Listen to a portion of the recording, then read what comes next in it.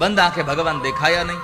એટલે પરમાત્માને થયું શું કરવું? પરમાત્માએ હૃદયમાં પોતાનું એક સ્વરૂપ પધરાયું, ધ્રુવના હૃદયમાં પધરાયું અને આંખો બંધમાં ભગવાન દેખાયા. પણ થોડીક ક્ષણ થઈ ભગવાન અંતર્ધાન થયા એટલે આકુળ વ્યાકુળ થઈને ધ્રુવજીની આંખો ખુલી ગઈ. ક્યાં ગયા ભગવાન, ક્યાં ગયા? અને જ્યાં ક્યાં ગયા ભગવાન બોલીને આંખ ખોલે તો જે હૃદયમાં જોયા હતા એ ઠાકોરજીની સામે જોયા છે. શું ભગવાનનું સ્વરૂપ છે!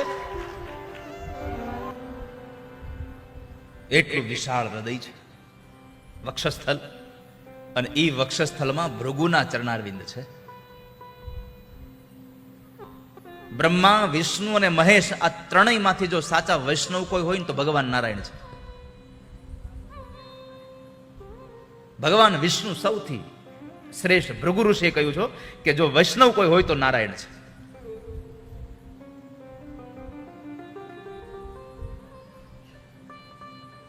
પરમાત્માના દર્શન થયા અને પ્રભુને પ્રાર્થના કરવી છે. ભક્તિમ મુહુ પ્રવહતા ત્વયિ મે પ્રસંગો ભૂયાદનંત મહતા મમલા શયાના યેનાંજસોલ્બણમુરુ વ્યસનમ ભવાભિ નિષેવવદ ગુણકથા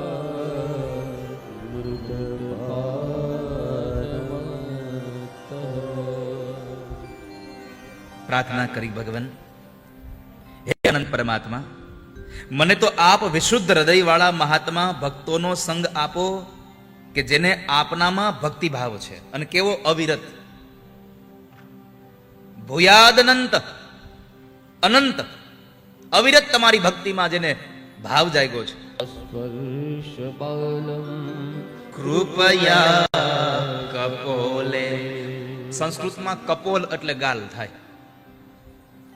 ગાલમાં સ્પર્શ કરાયો અને એક વેદનો જ્ઞાતા બ્રાહ્મણ ભગવાનની સ્તુતિ કરતો હોય એમ પરમાત્માની સ્તુતિ કરીને કહ્યું, ભગવાન મને તમારામાં અવિરત રહેનારા ભક્તિભાવ વાળા લોકોનો સંગ થાય, એના સંગમાં હું તમારા ગુણો અને લીલાઓની કથાઓનું અમૃત પી પી અને ઉન્મત્ત થઈશ અને સહજમાં જ આ અનેક પ્રકારના દુઃખોમાંથી ભયંકર સંસાર સાગરની હું પેલે પાર નીકળી જઈશ.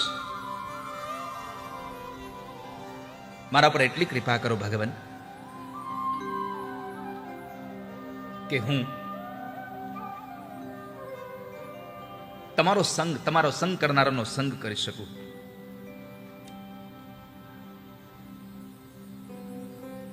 બાર શ્લોકોની આ સ્તુતિ ધ્રુવની.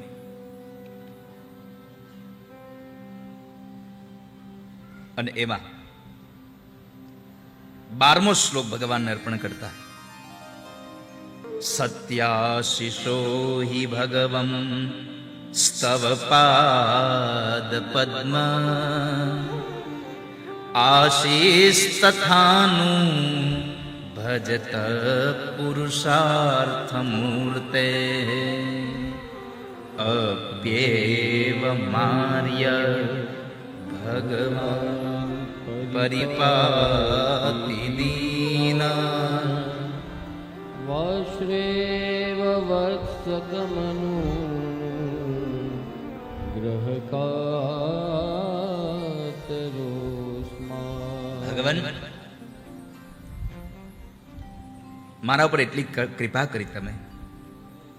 આપ પરમ આનંદની મૂર્તિ છો એટલે લોકો નિષ્કામ ભાવે તમારું નિરંતર ભજન કરે છે.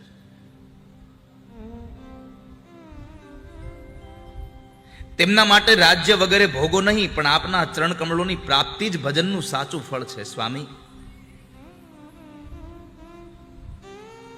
છતાં પણ જેમ ગાય પોતાના વાછડાને જન્મતાની સાથે જ પોતાનું દૂધ આપે છે, વાઘ સિંહ વગેરેથી બચાવતી રહે છે, તેવી જ રીતે આપ પણ ભક્તો પર કૃપા કરો નિરંતર વ્યાકુળ રહેતા હોવાના કારણે અમારા જેવા સકામ જીવોની પણ કામના પૂર્ણ કરી ऐहिक सुख पण आपो छो અને સંસારના ભયમાંથી રક્ષણ કરી અને તમે તમારું પરમ પદ પણ અમને આપી દો છો.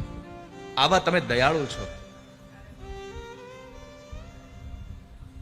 અને પ્રભુ, અમે તમારા દર્શનની ઈચ્છા ધરાવીએ, તમે દર્શન આપો છો, અને તમે દર્શન ન આપો તો નરસૈયા જેવો કોઈ ભગત ભગવાનને ગાળું આપે છે.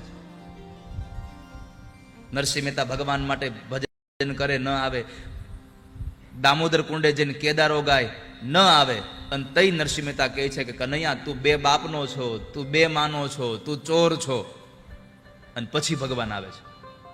ભક્ત ભગવાનની હારે આવો વ્યવહાર કરી શકે?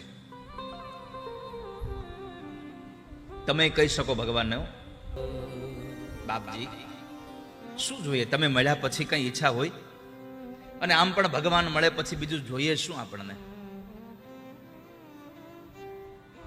છતાં ભગવાને કહ્યું કે તારે ઈચ્છા હતી તારા પિતાજીના રાજ સિંહાસન પર બેસવાની, તો હું તારી ઈચ્છાને સંપન્ન કરું છું.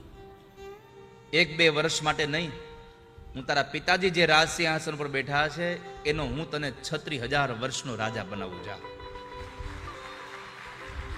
ભગવાન પાસે માગ્યું નહીં તો 36,000 વર્ષનો રાજા બનાવ્યો. બીજું,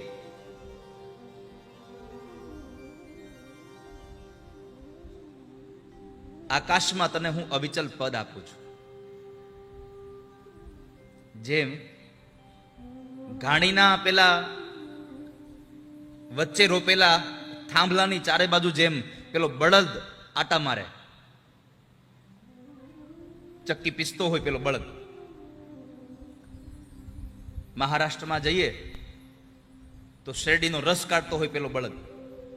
નાસિક બાજુ તમે જાઓ તો એ રોડ પર તમે જોજો, એ પેલા આપણે શેરડીનો જે રસ કાઢવાનું મશીન હોય ને એની ફરતે એક બળદને બાંધ્યો હોય, એ આમ ફર્યા કરે, અને એનો માલિક શેરડીમાં રસમાં એ રસ કાઢ્યા કરે. જેમ બળદ તેલ કાઢવાની ઘાણીને એ આમ ચલાવતા ગોળું ગોળું થાંભલાની ફરતો રહે છે, એમ ધ્રુવ સપ્તર્ષિઓ તારી પરિક્રમા કરશે. આકાશમાં અવિચલ પદ આપું છું અને સપ્તર્ષિઓ તારી પરિક્રમા કરશે. અને આટલું કીધા પછી છેલ્લું વરદાન આપ્યું કે તારા મૃત્યુના સમયે મારું દિવ્ય વિમાન તને લેવા આવશે. એટલે ધ્રુવે કહ્યું, પ્રભુ તમે પરમ પદ પણ આપી દો છો અને અમારા હૃદયની જે ભાવના હોય એ પણ સંપન્ન કરી દો છો. તમે સંપન્ન કર્યું ભગવાન. ધ્રુવજી મહારાજને ભગવાને વરદાન આપી, ભગવાન અંતર્ધાન થયા. ધ્રુવજી કચવાતા કચવાતા ઘરે આવ્યા.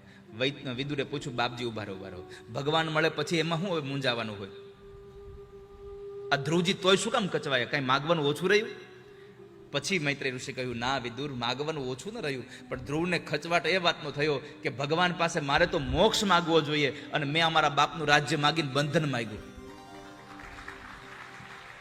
મને બંધન મળ્યું. પરમાત્મા મોક્ષ માટે આપે છે. આવતાની સાથે સૌથી પહેલા પોતાની અપર માને વંદન કર્યા કે માં, બહુ સારું થયું કે તમે મને આજે મેણું માર્યું. જો મેણું માર્યું ન હોત તો મને ભગવાનના દર્શન ન થયા હોત.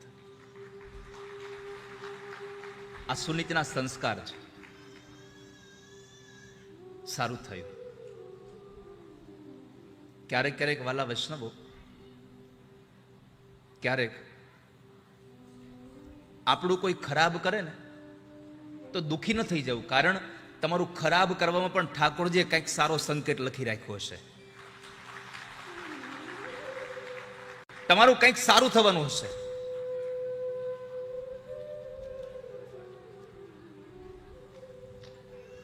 લંડન વાળાને એક શહેર બાજુમાં થાય, સ્કોટલેન્ડ થાય ને પ્રભુ? તમારે સ્કોટલેન્ડ નજીક થાય ને, હે ને? આ વખતે હું લંડન આવું ને ત્યારે મારે સ્કોટલેન્ડ જવું છે. આ બધા સ્કોટલેન્ડ, આ હું વાત સ્કોટલેન્ડની બહુ કરું છું, પણ ત્યાં ગયો નથી હજી હું. સ્કોટલેન્ડમાં એક ક્લર્ક પરિવાર હતો. 11 દીકરાઓ અને પતિ પત્ની થઈને કુલ 13 જણાનું પરિવાર હતો. અને એને અમેરિકા ફરવા જવાની બહુ ઈચ્છા, પણ આ 13 જણાના પૈસા ભેગા કરી રહી ત્યાં જિંદગી પૂરી થઈ જાય. નાની એવી નોકરી કરતો હતો, છતાં પણ આ માણસે બહુ મહેનત કરી અને ઓવર ટાઈમ ભરી ભરીને પણ પૈસા ભેગા કર્યા, પાસપોર્ટ કઢાવ્યા, ટિકિટ લીધી.